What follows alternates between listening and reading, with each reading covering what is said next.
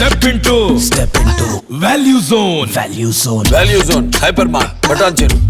నమస్తే, welcome to Suman TV. నిన్న కాకినాడ సభలో ముఖ్యమంత్రి వైఎస్ జగన్ రాష్ట్ర అభివృద్ధి గురించి మాట్లాడుతూ కొన్ని విమర్శలు అయితే చేశారు ప్రతిపక్షాల మీద. అట్లాగే కుటుంబాన్ని చీలుస్తున్నారంటూ కూడా ఆయన మాట్లాడిన పరిస్థితి ఉంది. మరోవైపు అభివృద్ధి విషయంలో ఇంతవరకు ఏ రాష్ట్రంలో ఇటువంటి అభివృద్ధి జరగలేదు, అట్లాగే బాబు హయాంలో కనీసం సంక్షేమం లేదంటూ కూడా ఆయన మాట్లాడిన మాటలు ప్రస్తుతం హాట్ టాపిక్గా మారిన పరిస్థితి. అయితే దీనిపై మాట్లాడదాం. ప్రస్తుతం మనతో పాటున్నారు ప్రముఖ రాజకీయ విశ్లేషకులు పురుషోత్తం రెడ్డి గారు. సార్ నమస్తే అండి. సార్, నిన్న కాకినాడ సభలో వైఎస్ఆర్ పెన్షన్ కానుక కార్యక్రమంలో ముఖ్యమంత్రి జగన్ మాట్లాడిన మాటలు హాట్ టాపిక్గా మారిన పరిస్థితి. ఇంతవరకు ఎక్కడా కూడా ఇటువంటి అభివృద్ధి జరగలేదు, సంక్షేమం లేదు అంటూ కూడా ఆయన మాట్లాడారు. కానీ ప్రతిపక్షాలు ఒకటే మాట, అసలు ఆంధ్రప్రదేశ్లో అభివృద్ధి లేనే లేదు అని మాట్లాడారు. దాని కౌంటర్గానే దాన్ని చూడాలా, లేకపోతే నిజంగా ఆంధ్రప్రదేశ్లో అభివృద్ధి జరిగిందంటారా? అంటే అభివృద్ధి అంటే ఏంటి అన్నది మౌలికమైన ప్రశ్న. అభివృద్ధి అంటే ఒక్కొక్కరిది ఒక్క కోణం ఉంటుంది. జగన్మోహన్ రెడ్డి గారిని 2019 ఎన్నికలకు వారం ముందు కొంత న్యూట్రల్ పర్సనల్స్ తో మీటింగ్ పెట్టారు. ఆ మీటింగ్ లో నేను రాయలసీమ సమస్యలపైన ప్రస్తావించినప్పుడు రాష్ట్రంలోని వివిధ ప్రాంతాలతో పోల్చుకుంటే రాయలసీమ వెనుకబడి ఉంది, దీనికి ప్రత్యేకమైనటువంటి ఆలోచన చేయాలనే అంశాన్ని ప్రస్తావించారు. ఆ సందర్భంగా ఆయన ఒక మాట అన్నది ఏంటంటే, నేను పాదయాత్ర చేశాను, మీరు చెప్పిన పాయింట్ కరెక్టే, బట్ పాదయాత్రలో కులాల మధ్య అంతరం, పేదలకు ధనికుల మధ్య అంతరం కూడా చాలా తీవ్రంగా ఉంది. ప్రాంతాల మధ్య ఎట్లయితే అంతరాలు ఉన్నాయో మనుషుల మధ్య సమాజంలో కూడా ఉన్నాయి, వీటిని కూడా సమతుల్యత సాధించాలి కదా అని అన్నాడు. సంక్షేమ పథకాలకే మీరు ఎన్నికలకు ముందే నేను గెస్ చేశాను, సంక్షేమ పథకాలు ఎక్కువ ఫోకస్ పెడుతున్నారు, వీటికే పరిమితం అయితే ఎట్లా అని యాంగిల్ తీసుకొచ్చినప్పుడు ఇచ్చిన సమాధానం అది. అంటే అభివృద్ధి అంటే ఏంటనేది రకరకాల ఈక్వేషన్స్ ఉంటాయి. అయితే సంక్షేమ పథకాలు అనేది ఇప్పుడు రెండు రకాలు. ఒకటి జగన్మోహన్ రెడ్డి గారు అమలు చేస్తున్నవన్నీ సంక్షేమ పథకాలు కావు. సంక్షేమ పథకాలు కొన్ని ఉన్నాయి, డెవలప్మెంట్ యాక్టివిటీస్ కూడా. ఇప్పుడు జగన్మోహన్ రెడ్డి ఏం చేసినా బటన్ నొక్కితే అది సంక్షేమం అనేస్తారు. ఇప్పుడు ఉదాహరణకు రైతులకు 13,500 రూపాయలు కేంద్ర రాష్ట్ర ప్రభుత్వాలు కలిసి రైతు భరోసా ఇస్తా ఉంది. అది సంక్షేమ పథకం ఎట్టవుతుంది? బటన్ నొక్కాడు కాబట్టి సంక్షేమం. అది డెవలప్మెంట్ యాక్టివిటీ. రైతు పెట్టుబడి, ఒక రకంగా రైతుకు పంట ముందు పండించే ముందు వచ్చేటువంటి పెట్టుబడి అయ్యే ఖర్చు ఒక 12,500 రూపాయలు 17,000 ఇస్తే వాళ్ళు అప్పులు పాలవకుండా నేరుగా విత్తనాలు కొనుక్కోవడానికి కానీ అది ఉపయోగపడుతుంది.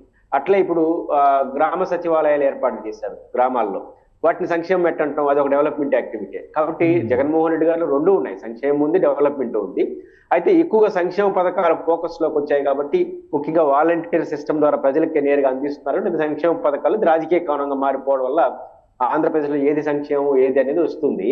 ఆంధ్రప్రదేశ్ లో రెండు ఉన్నాయి, దేని ప్రయారిటీ దానికి. ఇప్పుడు ఆంధ్రప్రదేశ్ లో ప్రయారిటీ అంటే వ్యవసాయం, నీటిపారుదల, మౌలిక వసతుల కల్పన, పేదలకు సంక్షేమ పథకాలు, ఈ 4 ఉంటాయి. దీంట్లో ప్రభుత్వం తన ప్రయారిటీలో మోర్ ఫోకస్ కొన్నిటి వాటికి ఇస్తాయి, దాన్ని ఫోకస్ అంశాలుగా చర్చనీయాంశం అయ్యే అవకాశాలు వస్తాయి. ఇంకొక మాట జగన్ మాట్లాడుతూ బాబు హయాంలో ఇంత అభివృద్ధి జరిగిందా, ఇంత సంక్షేమం జరిగిందని మాట్లాడడం ఒకటి. అట్లాగే పవన్ కళ్యాణ్, జనసేన అధినేత పవన్ కళ్యాణ్ బాబు అరెస్ట్ అయ్యి జైల్లో ఉన్నప్పుడు వెళ్ళి కలవడం విషయాన్ని కూడా ఆయన ప్రస్తావించారు. అవినీతిలో ఈయనకు కూడా భాగం ఉందంటూ అన్నారు. సార్, అసలు ఈ వ్యాఖ్యలను ఎట్లా చూడాల్సిన అవసరం ఉంది? ఎందుకంటే అది జనసేన వ్యక్తిగత విషయం, వాళ్ళు ఎవరితోనైనా వెళ్ళొచ్చు.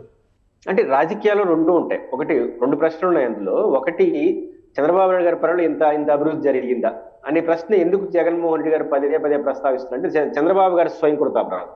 దాదాపు 3 ఏళ్ల పాటు జగన్మోహన్ రెడ్డి గారి సంక్షేమ పథకాల పట్ల తీవ్ర వ్యతిరేకించాడు. ఒక దశలో వాళ్ళకి అనుకూలంగా ఉన్న మీడియాలో ఇది శ్రీలంక అయిపోతుంది ఆంధ్రప్రదేశ్, మొత్తం జగన్మోహన్ రెడ్డి పని ఏంటంటే సంక్షేమ పేరుతో పథకాలు తీసుకుని జనానికి డబ్బులు పంచే కార్యక్రమం తప్ప డెవలప్మెంట్ యాక్టివిటీ లేదని చెప్పాడు.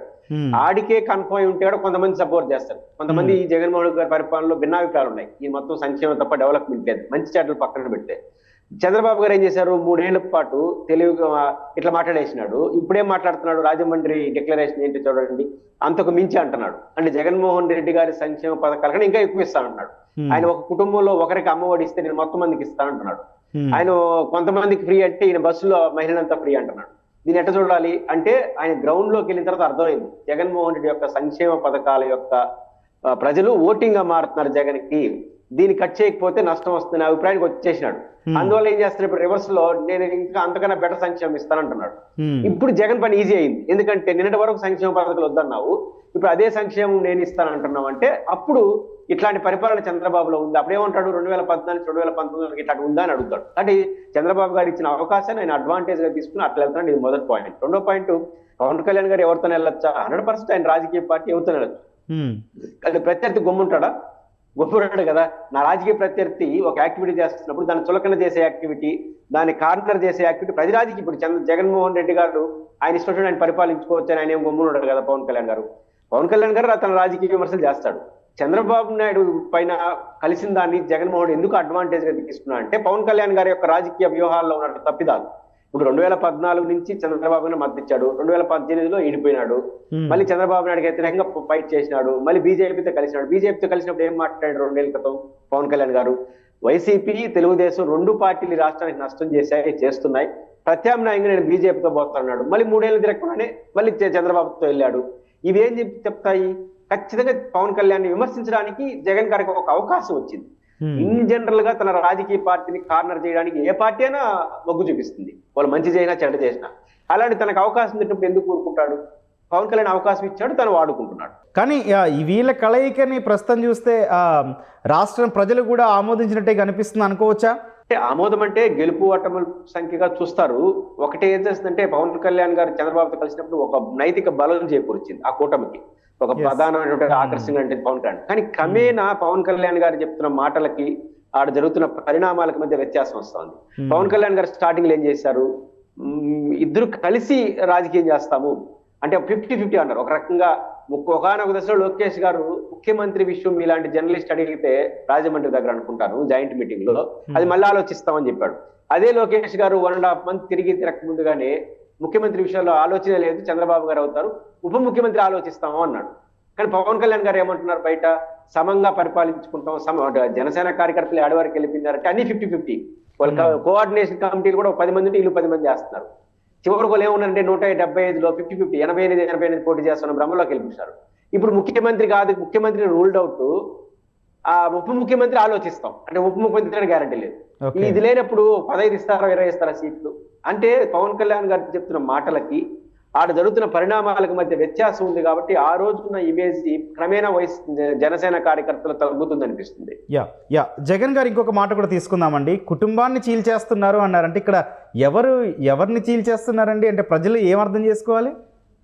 అంటే ఇక్కడ 2 ఉన్నాయి. ఒకటి చంద్రబాబు గారి విమర్శ కరెక్టే, లోకేష్ గా మన జగన్ ఇద్దరిది కరెక్టే, ఇద్దరితో రాజకీయం ఉంది. జగన్మోహన్ రెడ్డి గారు రాజకీయం ఉంది. ఇప్పుడు చంద్రబాబు గారు చెప్పింది మాకేం గొడవయ్యా, మీ అక్క చెల్లి సంబంధం మీరు చూసుకోండి అని అన్నాడు. అది కరెక్ట్. ఇప్పుడు ఆ శర్మిల గారికి జగన్ గారికి మన ఇద్దరు చంద్రబాబు తగాదని పెడితే వస్తుందా? ఆల్రెడీ ఉంటే పెడితే వస్తుంది తప్ప, లేకపోతే ఎందుకు వస్తుంది? చంద్రబాబు కరెక్ట్. కానీ చంద్రబాబు నాయుడు గారు ఎక్కడ తప్పు చేస్తున్నాడంటే జగన్ గారికి ఎక్కడ వాయిస్ వస్తా ఉందంటే మౌనంగా ఉండొచ్చు కదా. ఇప్పుడు ఆమె పోయి లోకేష్ గారికి ట్విట్టర్లో క్రిస్మస్ గ్రీటింగ్ పెట్టింది. ఏమి సంబంధం మీకు వాళ్ళకి? అందరు తాగినారా? బ్రదర్ అనిల్ కుమార్ అనే ఆయన భర్త నిన్న కడపలో ఎవరిని కలిసినాడు? బీటెక్ రవిని కలిసినాడు. దీన్ని ఎట్లా చూడాలి? అంటే తప్పు ఎవరు కలవచ్చు. తర్వాత చంద్రబాబు నాయుడు గారు బీజేపీతో పోవడానికి ఆసక్తి చూపుతున్నట్టుగా మనకు కనపడుతోంది కదా. మళ్ళీ శివకుమార్ తెట్ట కలుస్తాడు ఎయిర్పోర్ట్ లో, డికే శివకుమార్ తెట్ట కలుస్తాడు, మంచిదే. తెలంగాణలో కాంగ్రెస్ పార్టీకి ఎట్ట మద్దతిస్తాడు? బీజేపీతో పోవాలనుకుంటున్నప్పుడు అంటే తెలంగాణలో కాంగ్రెస్ మద్దతు, ఆయన ఎవరు? రేవంత్ రెడ్డి ఇంత బాగుంటాడు. ఇది ఒక యాంగిల్. ఇక్కడ శివకుమార్ తో మీకేం సంబంధం? కలిసినారు. బీటెక్ రవి పోయి శర్మిల హస్బెండ్ ని కలిసినాడు. ఇలా కలిసినప్పుడు చంద్రబాబే శర్మిల నడుపుతున్నాడా అని విమర్శ చేయడానికి జగన్ గారికి ఒక అవకాశం వచ్చింది. దీన్ని జగన్ గారు ఇప్పుడు అనడం. తెలుగుగా ఏమంటాడంటే కుటుంబాన్ని చీల్స్తాడు, మొదట వాయిస్ వదిలేస్తాడు, ఆ తర్వాత మెల్లిగా కింద వాళ్ళు అందుకుంటారు. కాబట్టి ఇది వ్యూహాత్మకంగా చేస్తున్న విమర్శలే తప్ప దీంట్లో మంచి చెడ్డలకు ఆస్కారం లేదు. Right sir, okay, thank you sir.